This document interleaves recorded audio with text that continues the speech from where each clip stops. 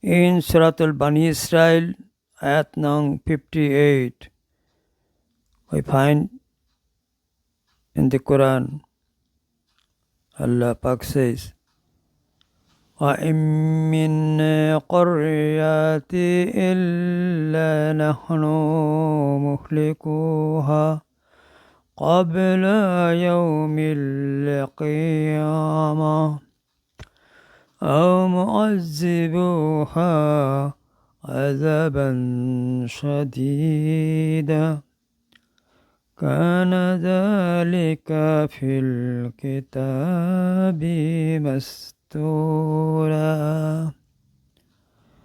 That means there is not a population, but we shall destroy it before the day of Qiyamah, or punish it with a dreadful punishment or chastisement. That is written in the eternal record.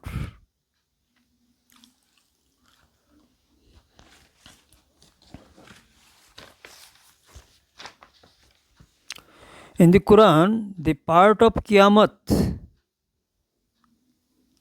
when every population would be destroyed or punished is known as as-sa'atun, great devastation. Regarding this, Al-Quran says in Surat al-Taha, ayat number 15, إن الساعة آتية أكاد أخفيها لتجزى كل نفس بما تسعى. That means great devastation must come. I want to keep it secret so that everybody gets rewards for his own deeds.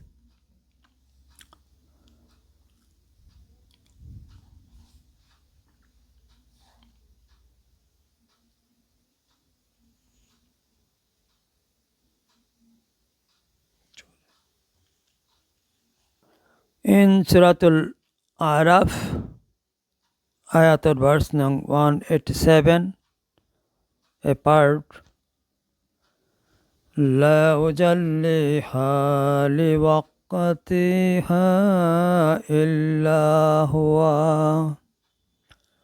None would be able to declare the appointed time of great devastation except Allah. Again in that ayat,